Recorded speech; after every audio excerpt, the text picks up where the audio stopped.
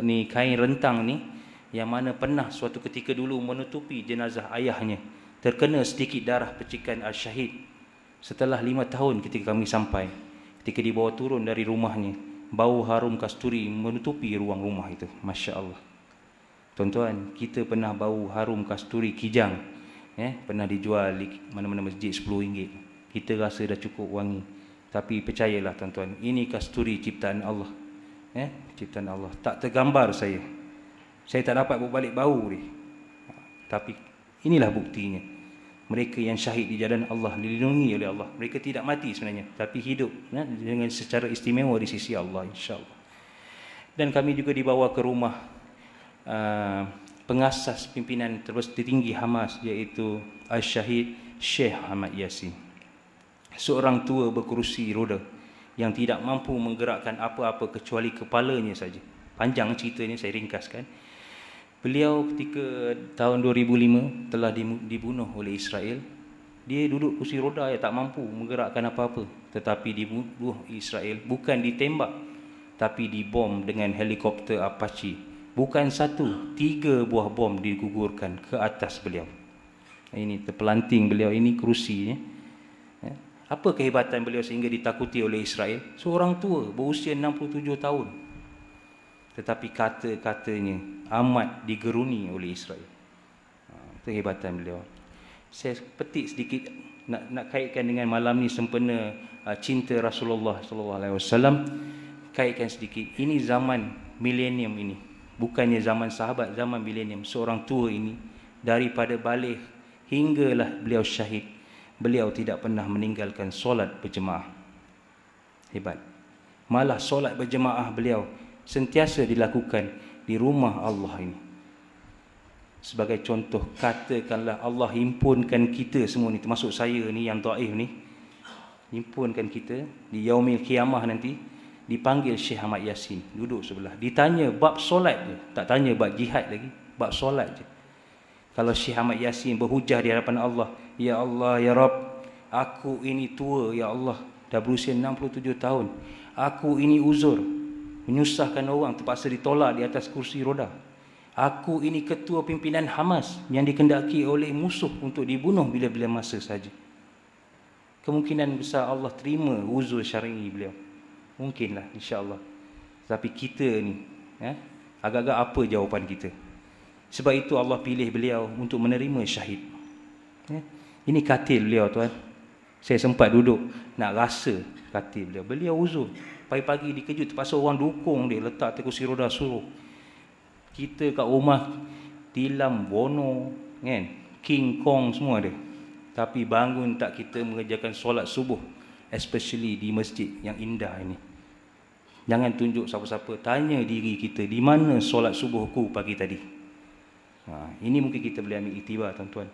Sebab itu pimpinan Rasulullah SAW bawa sehingga zaman, dia bukan ulama, cuma syekh umat besar di Gaza, pengasas Hamas, seorang yang hebat.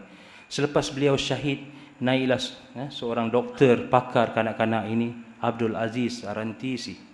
Beliau merupakan pakar kanak-kanak, seorang doktor pakar kanak-kanak yang memikul tanggungjawab sebagai pimpinan kedua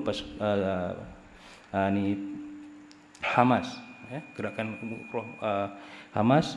Tak sampai sebulan beliau menggantikan Syekh Ahmad Yasin, beliau juga turut syahid, dibunuh oleh Israel. Sama seperti mana Israel membunuh Syekh Ahmad Yasin, diletupkan beliau dengan helikopter Apache. Ketika beliau naik menjadi pimpinan besar, ditanya oleh seorang wartawan, "Tuan tidak takutkah tuan akan dibunuh oleh Israel kerana seperti mana Syekh Ahmad Yasin terbunuh?" Apa kata beliau?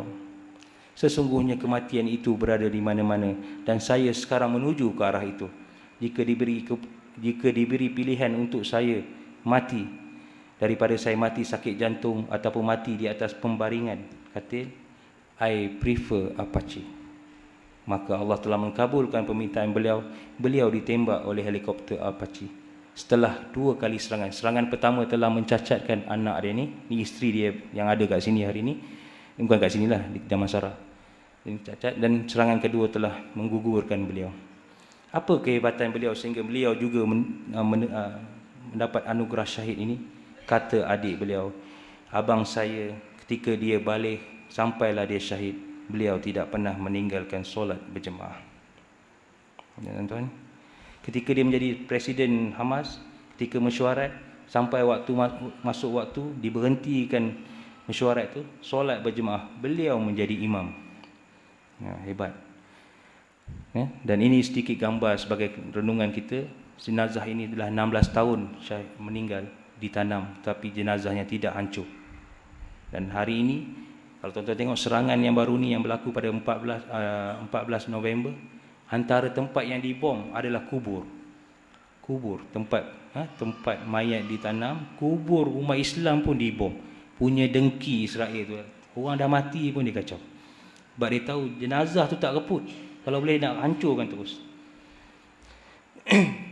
Tuan-tuan, sempena cinta Rasulullah, mari kita tengok sedikit bagaimana mereka membuat satu program yang amat cantik, bagi saya amat cantik. Bagaimana mereka menarik minat pemuda-pemuda mendekati masjid. Tuan-tuan lihat kanak-kanak ini, kanak-kanak biasa ini, nama dia Yasir, biasa je, berusia 4 tahun. Saya sempat jumpa dengan datuk dia ni. Datuk, apa kata datuknya? Cucu saya ini malas. Dia usia 4 tahun tapi dah hafal hampir 12 juzuk Quran. Tu datuk dia kata dia malas. Kalau dia rajin, sepatutnya dia dah hafal 30 juzuk. Ni sepupu dia. Yang atas ni sepupu dia ni, dah 24 juzuk lah, doktor katanya. Itu malas. Saya yang dengar ni, Allahu Akbar, kan? Kita juzuk amma tak hafal lagi. Tapi itulah mereka di sana. Kenapa jadi begitu, saya akan huraikan insya-Allah. Dan kanak-kanak ini biasa saja, suka bermain bola sepak, tetapi lihat bagaimana masjid menarik mereka datang ke masjid. Dibuatkan rekreasi kanak-kanak ini berdekatan dengan masjid. Apabila masuk waktu, dilaungkan azan, mereka akan datang mengerjakan solat berjemaah dan kemudian sambung balik bermain. Dan kanak-kanak ini budaya mereka. Sebelum bermain datang, baca 4 muka surat, tutup dan sambung bermain. Budaya mereka sentiasa membaca Quran. Sebab itu mereka jadi kuat. Dan satu lagi yang saya temui di Gaza, budaya mereka tidak meminta-minta walaupun mereka amat memerlukan. Tuan-tuan, macam mana yang kita tahu, kalau tuan-tuan pernah pergi ke Indonesia, saya pernah pergi Indonesia dengan urusan kerja, menetap di sana hampir 2 bulan. Ketika pergi ke Pasar Borong tu, tengok anak yang kecil, teringat anak saya. Saya bagilah sedekah dia. Lepas tu dia panggil kawan dia, 5-6 orang, lari saya. Bagi seorang, dia panggil kawan dia. Itu budaya di Indonesia. Tetapi di Gaza, mereka tidak meminta-minta. Ketika ini saya dalam bas sedang mengagihkan barang untuk diagihkan kepada fakir miskin. Datang kanak-kanak ini bukan untuk meminta, tetapi mereka excited nak tengok orang luar. Sebab mereka tak pernah tengok orang luar. Walaupun yang datang tu bukan Syahrukh, orang biasa je, tapi dia orang tak pernah tengok orang luar. InsyaAllah.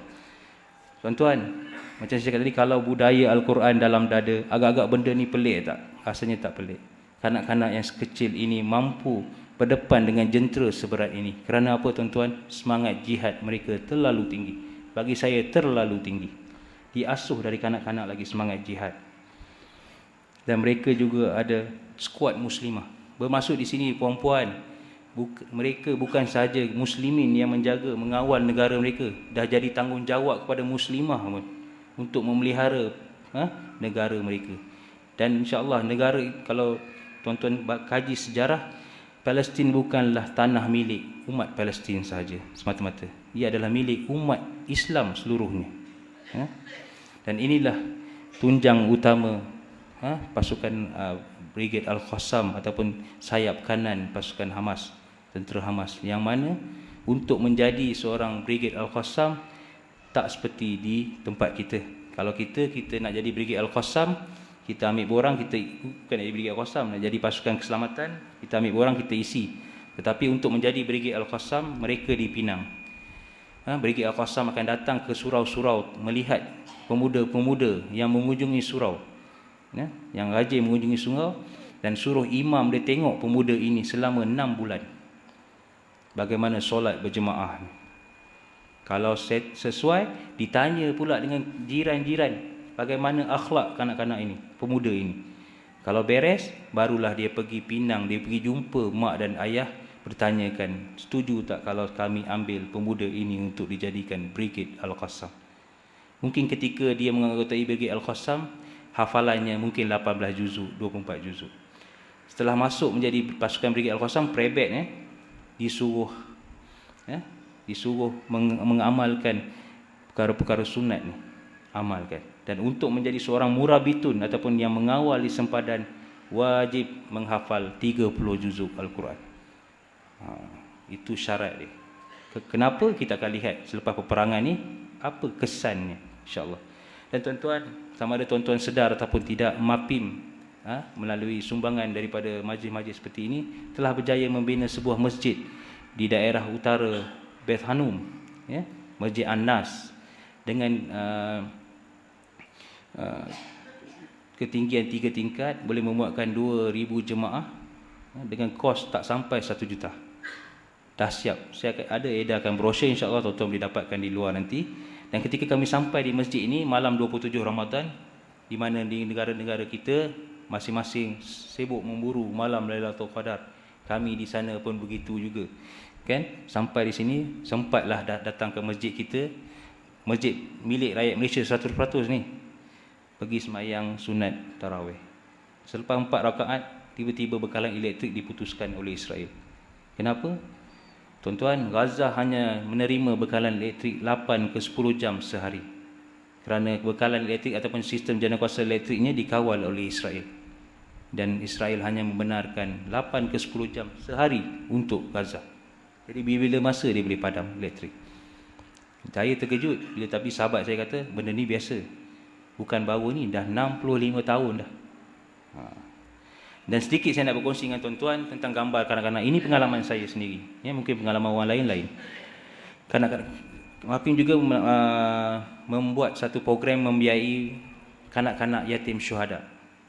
Dan ketika kami sampai, kami telah mengenal pasti seramai 240 orang anak yatim yang kita akan biayai. Kita buka siapa yang berminat dengan kos hanya RM150 sebulan. Dan saya banyak cadangkan kalau boleh masjid ambil seorang. Satu masjid dengan kos RM150 bagi salur untuk dia orang biayai. Dan kanak-kanak ini merupakan kanak-kanak yang ke-241, yang mana ibu dan ayahnya tak sempat nak register nama anak dia ni kerana ibu dan ayah yang telah syahid. Ketika serangan 2008-2009, kanak-kanak ini di dalam kandungan terkena bom fosforus pada ibunya syahid. Tetapi kesan bom itu telah mengakibatkan kanak-kanak ini yang dapat diselamatkan mengalami kesan seperti ini. Kulitnya terbakar. Dan ketika kami sampai, kanak-kanak ini sedang menangis.